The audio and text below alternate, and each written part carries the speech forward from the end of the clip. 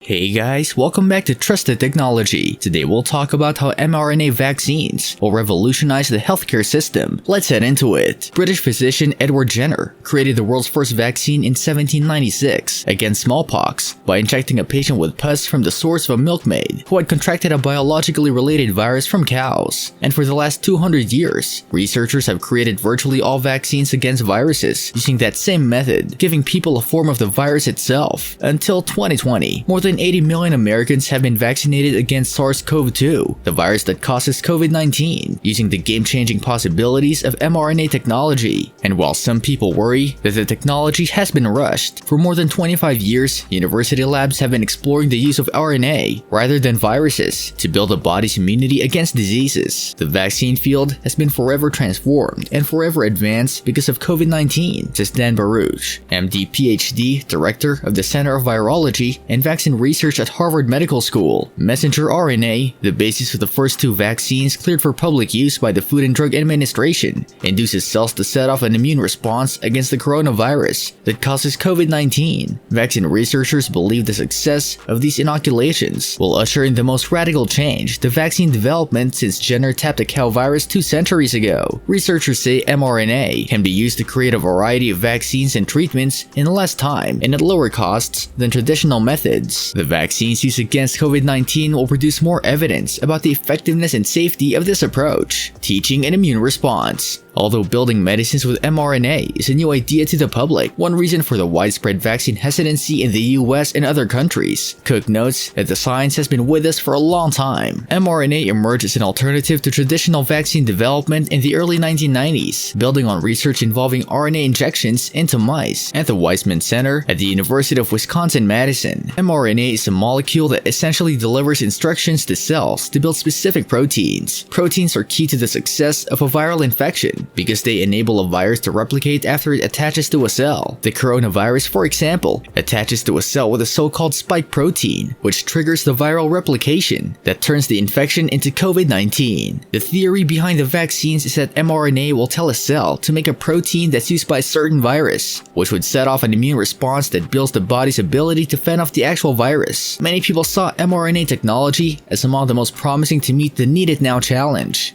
The concept is supported by the unprecedented speed at which the first two COVID-19 vaccines were created and administered to the public in the US. mRNA vaccines from Pfizer and Moderna won emergency use authorization from the FDA in December 2020, less than a year after Chinese scientists revealed the genetic sequence of the coronavirus. But science alone can't take all the credit. Social, financial, and political factors played a big role. The worldwide urgency to combat COVID-19 drove governments, foundations, and corporations to pour more money into vaccine research and development more quickly than ever, knowing that many, if not most, of the funded projects would produce no usable interventions, but confident that some would succeed. The guaranteed funding, Weizmann says, took away the risk for universities and pharmaceutical companies to go full speed with experimental vaccines. The sense of urgency also compelled research scientists to collaborate as never before. Chinese scientists laid the foundation for the collaboration by sharing the genomic sequence for the coronavirus in January 2020, soon after they mapped it with no strings attached, notes Baruch at Harvard Medical. If they hadn't done that, it would have been a long time before any of us could have started on vaccine development. From that point on, scientists from different institutions and countries routinely shared their investigative findings with each other and the public, even before publishing those findings, through conference calls, email exchanges, and web postings. The information included proprietary data about the efficacy of their experimental work, even when that data didn't show promise. Future vaccines and treatments: malaria, tuberculosis, hepatitis B, cystic fibrosis. Those are just some of the diseases that researchers can say could be the next focus of mRNA vaccines and treatments, aside from those already in human trials like HIV, rabies, and influenza. Scientists continue to explore mRNA treatments for several types of cancer, as each virus presents its own puzzles. For example, labs have not produced a marketed vaccine for HIV through mRNA or other technologies, despite more than 30 years of efforts. In addition, although confirmed side effects from the mRNA vaccines used against COVID-19 have been mild in all but a few cases so far, much remains to be learned. What do you think about these advancements? Let us know in the comment section. This brings us to the end of our video. I hope you enjoyed it. Hit like if you did, and don't forget to subscribe to our channel so that you don't miss any of our videos in the future. Also, watch watch the 2 videos that are on your screen because I'm sure you'll love them. With that, I'll see you in the next video.